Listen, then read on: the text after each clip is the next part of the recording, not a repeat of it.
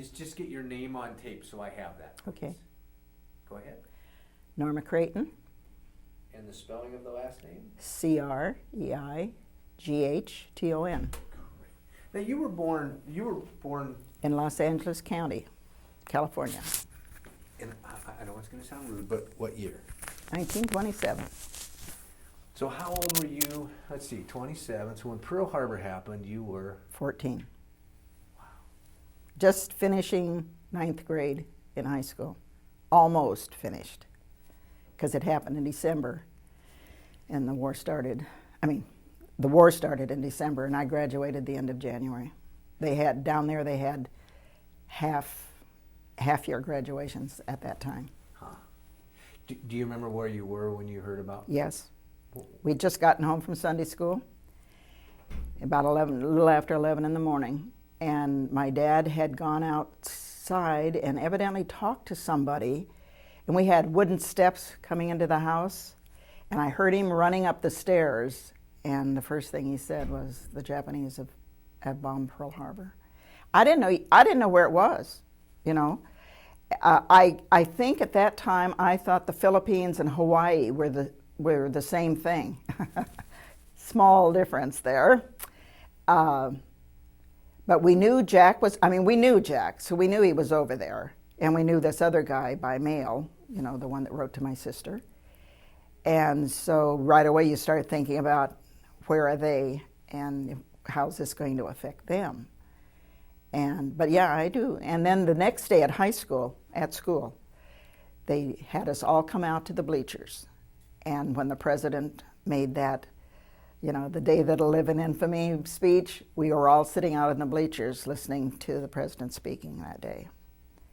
And it was just an awful feeling, just really awful. My brother and my two brother-in-laws were all married and just about ready to have their wives were having their first children.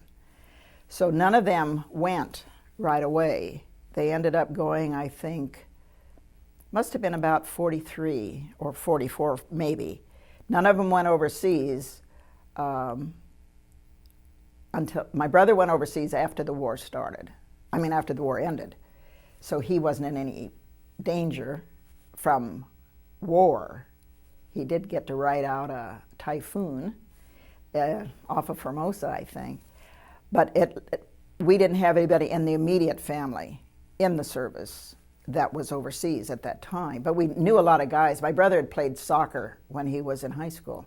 So, you know, we knew all those guys that had played soccer through the years with him. So they were one place or another, Navy, Army. There weren't too many, I don't remember too many that were in the Air Corps at that time. One of the boys that I knew from high school went into the Air Corps when he graduated.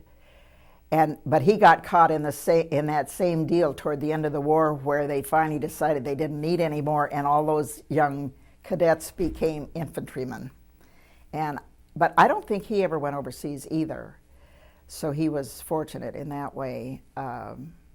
He would have graduated the June before I graduated, so he graduated about 6 months before the war started.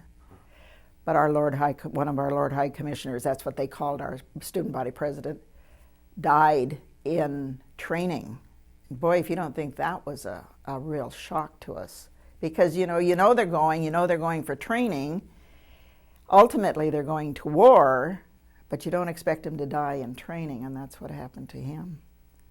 So there were a lot of kids, of course, in that era, kids that I have long forgotten by this time, because they weren't close friends. You know, in a big school, you don't know everybody in it. You know who they are, but you don't know them. And so at this point, you know, there's a lot of guys that went, and I really don't know how many survived. I do know there are some that survived from my class, but we were by the time we graduated, the war was almost over. So, did the school paper keep you up to date on who was enlisting, or? I think they did. I can't really remember, and I do remember that at least two boys who had gone into the service before we actually graduated were allowed to come back and graduate with us in uniform. one was in the Navy and one was in the Army, I believe. And that was kind of different, and it was, kind of interesting for us. At that age, you don't really think about what can happen later. You're just seeing this that's going on right now. I really don't know how many, if the school kept track of who went in and who died, and I don't really know. See, I graduated in 45, January of 45. I went to work, and then I was married in July of 46. And then we moved away from where I had grown up. Not a long way, but far enough away to be out of touch with other kids. So we lost touch pretty quickly because I suppose some of the guys were in the service at that time still, And in fact, I just had a call 2 weeks ago from a girl I went all the way through school, from kindergarten to 12th grade, and we haven't seen each other in over 40 years, haven't had any correspondence in that time. And she told me she had gone to the 50th reunion of our graduating class and mentioned boys that we had gone through grammar school with who are still alive, or at least they were in 95. And it really gave me a very pleasant feeling to know that they were still around. I haven't seen any of them, I don't believe, since I graduated.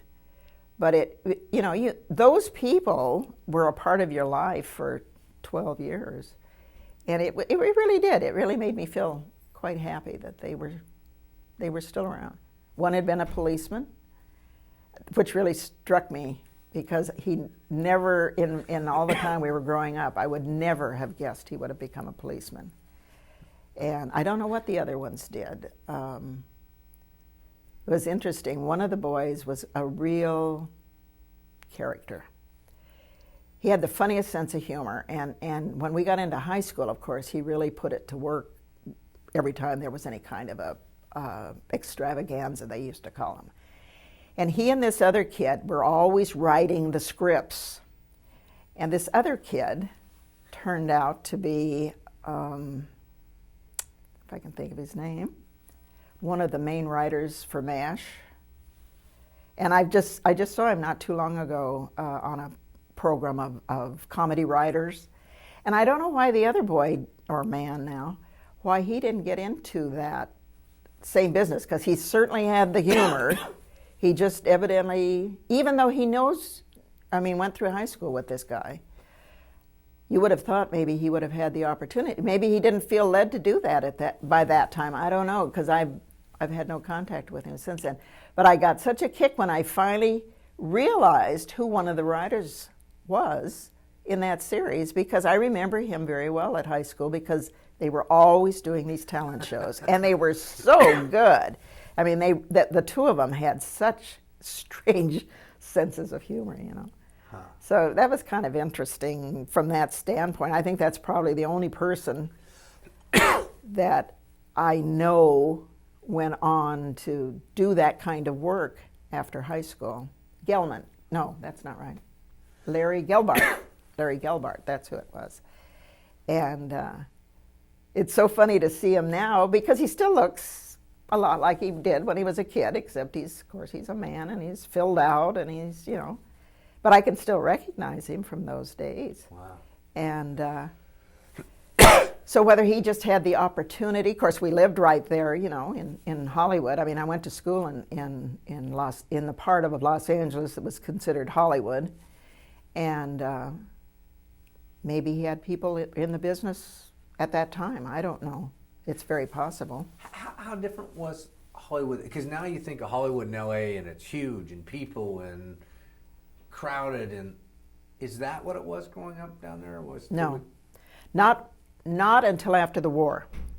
After the war, it just boomed down there. Of course, servicemen came home and families were forming and houses were being built, and places that had been orange groves were all torn out, and they built tracks in them, and they spread. Where I grew up was right in the part of Los Angeles County that touches on Beverly Hills. And so that we were lived in the west part of Hollywood. In fact, that was what the section was called, was West Hollywood, when I was growing up. Before that, it was called Sherman. I don't know why, but it was called West Hollywood by the time I was big enough. And we would take the streetcar.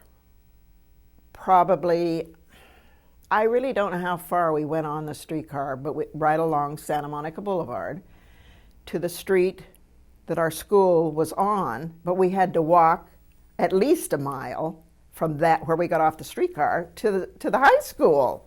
They never had any transportation on Melrose where the high school was. I went to Fairfax High School.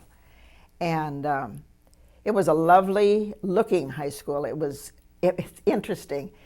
It was done in Spanish, a Spanish style brick, and it had these lovely, except in the rain, open hallways, up above the, like when you go into a building and it's covered. Then upstairs it had open.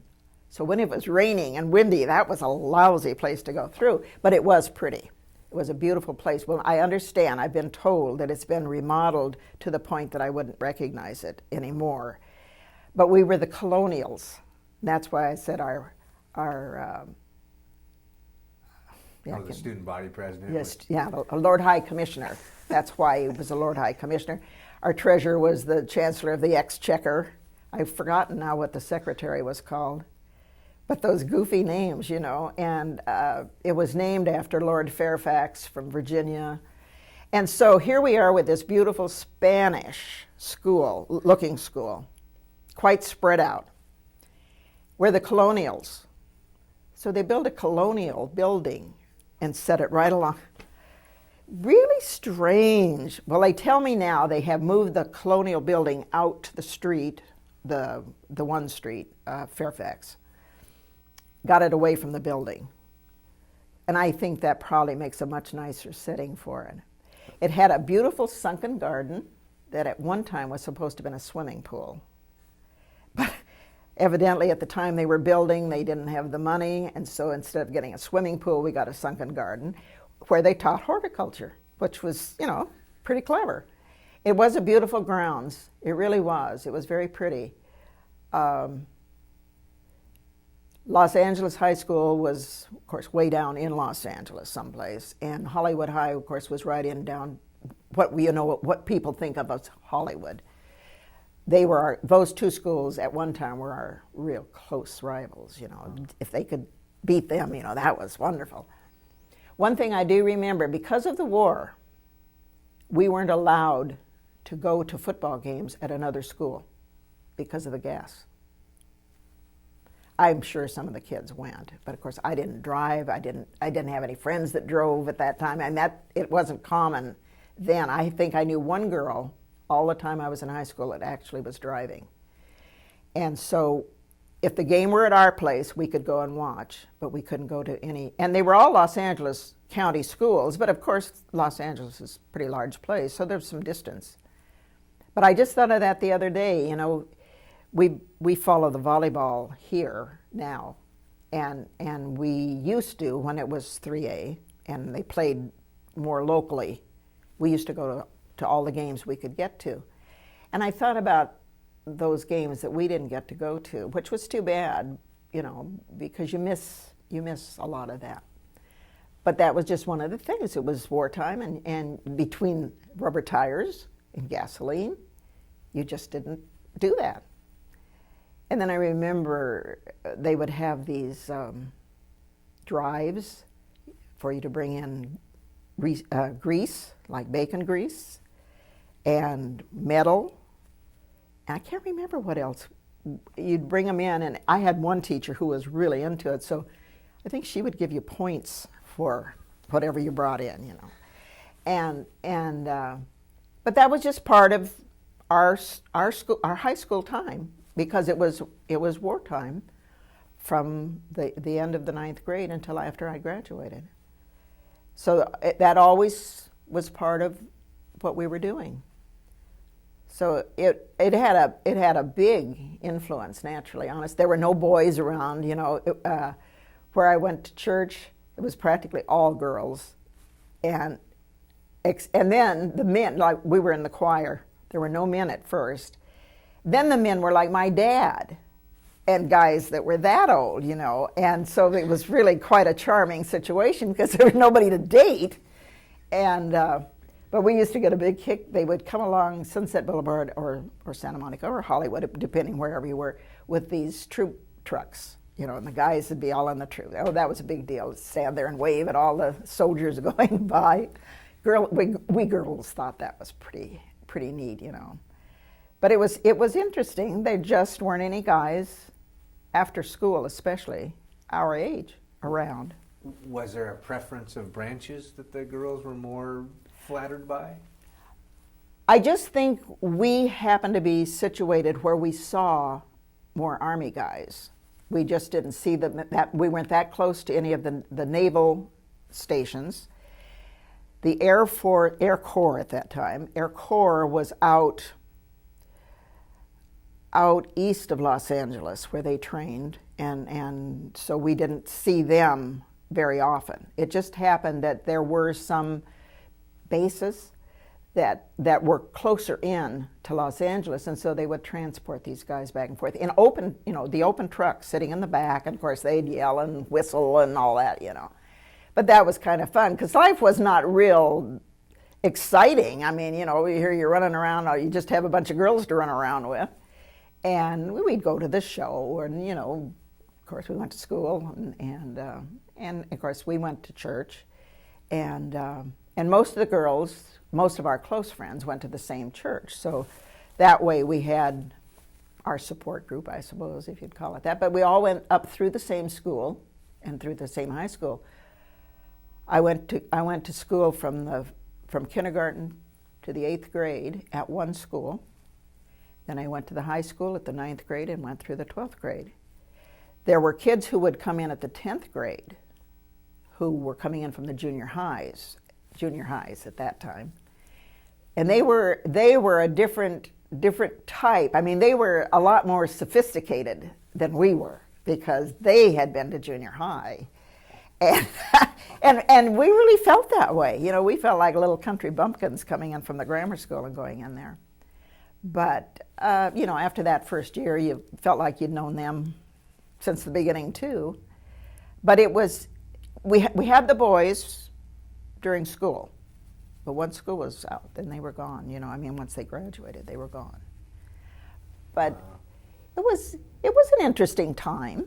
I didn't knit. You know, a lot of people knitted, a lot of ladies I know knitted socks or knitted stuff, and they would send them to the troops just in general like they do now. I didn't know how to do that. My mother didn't knit, so she didn't do that either. But I knew people who did, and that was just one of the things you did. And I am so happy that I don't have to work with a ration book like my mom had to work with, you know, because you had so many for meat and you had so many, I think even for eggs, and I know for butter. And we finally like 5 kids, so there were 7 of us, and my mom had to figure out, and of course we each had a book, but she had to figure out how to get the meat and all the stuff, you know. And I would imagine that to do that at that time, my mom probably had been married going on 30 years by that time when she had to start messing around with ration books, you know. And I can remember, you know, she'd figure out what we were going to go buy at the store, and then she'd have to figure out all the ration stamps and all of that. And we had ration stamps for shoes, too. Then they started making shoes that were not made, evidently, with leather or rubber. I don't know exactly what they were made of. They weren't made of very substantial stuff, I'll tell you. And you could buy those without ration stamps, but they were hardly worth. But you know, I don't think we ever felt that we were being deprived at all. I mean, we certainly ate all the time. We were never kept from having food. And I can't remember whether my dad was still raising chickens at that time, so we, you know, would have chicken too.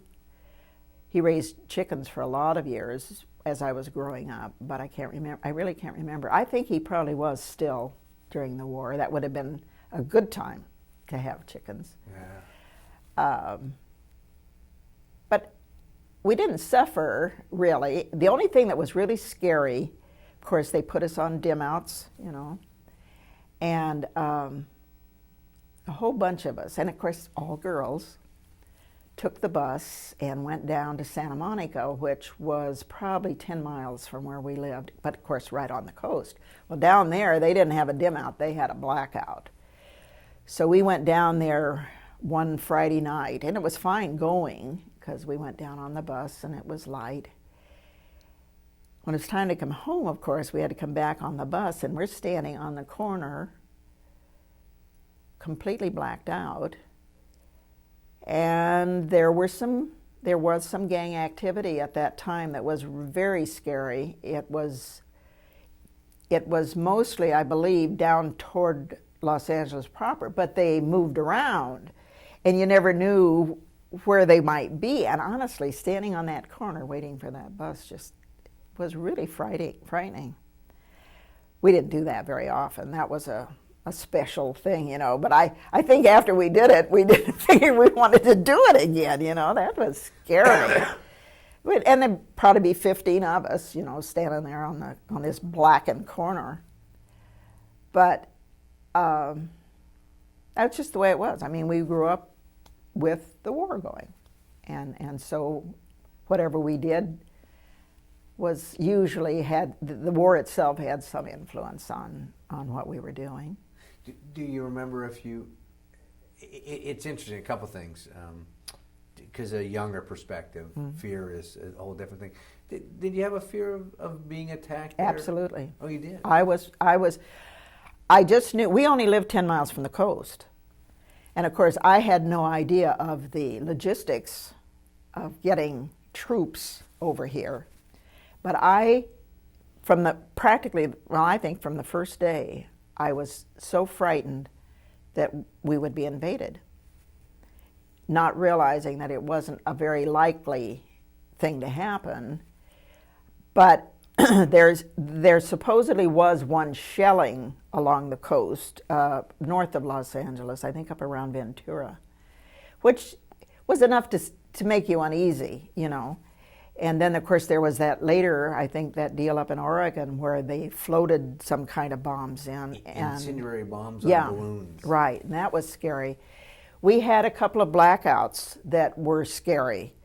One time we were in church. It happened to be Easter Sunday night, and the sirens started, and we just had to sit there. We only lived a block from the church, but they didn't want people out on the streets.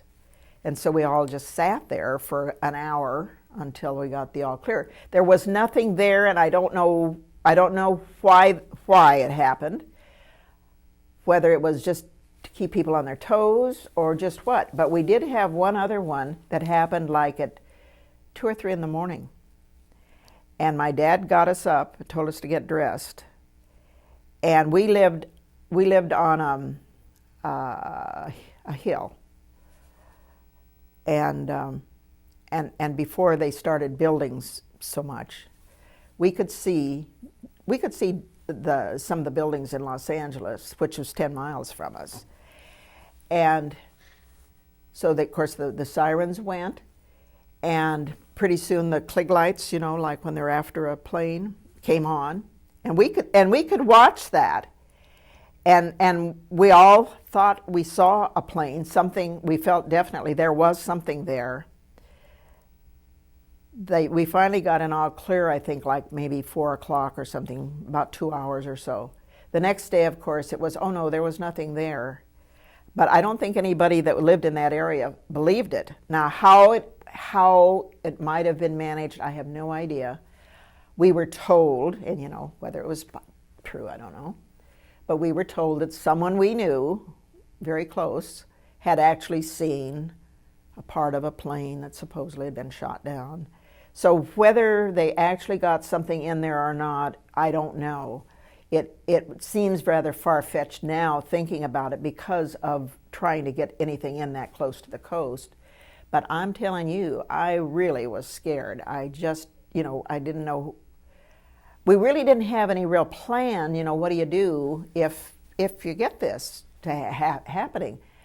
But like I say, my dad came and woke us up and said, get dressed because, we don't know what we're going to have to do. And so those two, that's all I remember. No, there was one other one. We were at home, and it was in the evening, and they blacked us out. And but it didn't last very long. And I think maybe those were more for practice than anything. But the idea was very, very scary. I don't think at that time, even though I was 14, I don't think I really realized how far Japan was from us, how far they would have had to come, to do anything, really. But the thought was just really scary. And I think it's probably part of that deal of you don't know what to expect, you don't know what they might do. And maybe being a girl, maybe it made it scarier. I don't know. But I do know that it really did scare me. I just was really frightened by that. It's interesting where you talked about two things. The air raid sirens, because kids today don't know what they are. I mean, Right. I barely remember. I remember as a kid. Sure, when they would test them. Yep. And it's still, as a kid, I didn't know they were testing them, and they always scared me. And we had at school where we'd have to crawl under our desks and hide under our desks and practice. Right, I remember. We didn't do that. I don't think we ever did that. I think they developed that later after I was out of school. I think it took a while, for them. I think probably the feeling was they really couldn't get to us, probably. I mean, I'm thinking of adults thinking about this. I figured they could, but the adults, I think, knew it was very unlikely. They could have probably done some damage had they had people who were willing to do that, because we had, that was another thing that was kind of frightening. In all of our markets, the produce sections were always run by Japanese. And man, as soon as that war started, then of course everybody was a spy and that kind of thing. And also, one thing I do remember vividly long before the war, all of them spoke Japanese. And that's a little unsettling when you're dealing with somebody and then they start talking in Japanese and laughing, and you have no idea whether you're the person that they're having all that fun about or just what, And of course, there were a lot who were educated at, say, UCLA and probably SC and the Southern California schools. And there was a very high concentration of Japanese in the Los Angeles, probably from the Los Angeles area on down towards San Diego, because I think there was a lot of farming, produce farmers out in that stretch. So that in itself was a little frightening. And of course, they were gone very soon after the war started. And I do remember at the time, and I remember thinking about it because we had a next door neighbor who was from Germany, and I used to think about this. They did round up the Japanese. At the time, of course, I was just enough frightened of the situation. It did not occur to me that, especially when they were citizens, that was a fair thing to do. However, the hostility also was very strong, and that was part of getting them away from the general public. I really didn't think about the sad situation that was. I think we might have even moved up here before it really, and I saw a documentary or something, and it really dawned on me what that did to those families. And of course, by this time, we have some very close friends who are Japanese. The grandparents were from Japan. The parents were American-born, and the young people were American-born. And if you would hear them speak, not see them, but hear them, you would think they were any kid next door. When you see them, of course, they are definitely very Japanese looking. But particularly 2 of the 3 kids were the type that used, the lingo, whatever was the popular lingo at the time, and they sounded just like any other kid that we knew or our kids knew, But I really began to realize when I was older how unfair that had been. And of course, there are always those people that take advantage of situations like that, and that's what really has riled me, because I was told by someone who worked where they supposedly had all of the properties cataloged for the people that were wherever they were. I don't even know where they were. A lot of that stuff disappeared, and that was absolutely wrong, just as wrong as could be. And you can understand if people feel outraged by that. Now, it's interesting that the Japanese families that we know, there are two separate families. One's family was put into camps. The others, for whatever reason, I'm not quite sure why they didn't. I know in one case, an aunt went to the Middle West and was okay. I don't know about the parents that we knew. I'm not sure how they missed it, because they were the right age, It's real interesting when you get into it. A lot of it was real subjective, but like in Washington, there was a line, and the line was the Columbia River. Mm-hmm. And if you lived in, and I can't remember which is which, but if you lived in Kennewick, you're okay. In Pasco, no. I'll be darned. So if you just cross over to Kennewick, I'll be darned. It's really fascinating when you look at the whole thing and the whole theory behind it of this paranoia, which you understand why it happened to a certain extent. But then when you look at this oddity of what was, and that was it. You could move to the Midwest and you were fine. You were fine, yeah. And they stayed there, in fact, I believe they still are there. There's someone else who now is in Eastern Oregon, and I think probably it was as a result of that. The other families are still in Southern California. Because we interviewed they had a produce stand. Mm-hmm. In fact, I think they had farmlands in the LA area, mm-hmm. and they went to their relatives in Colorado. Right. And that was all they had to do. But I always wondered, well, I didn't wonder because I knew why. Here's this man living next door to me who was in Germany during World War I, spoke with an accent, and I knew Italian families also, but not any of them were ever, picked up or turned, but you could tell the Japanese very easily, of course. And that was part of the reason they felt was because it was a visual way to do it, where other than that, we all look European American. Right.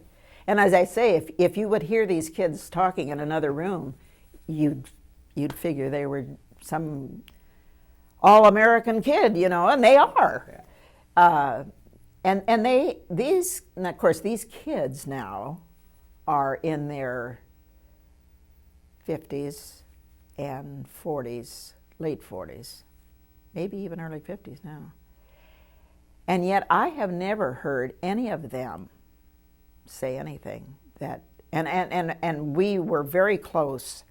And in fact, right after we moved to Washington, this young man had gone into the Army, or went into the Army shortly after we moved.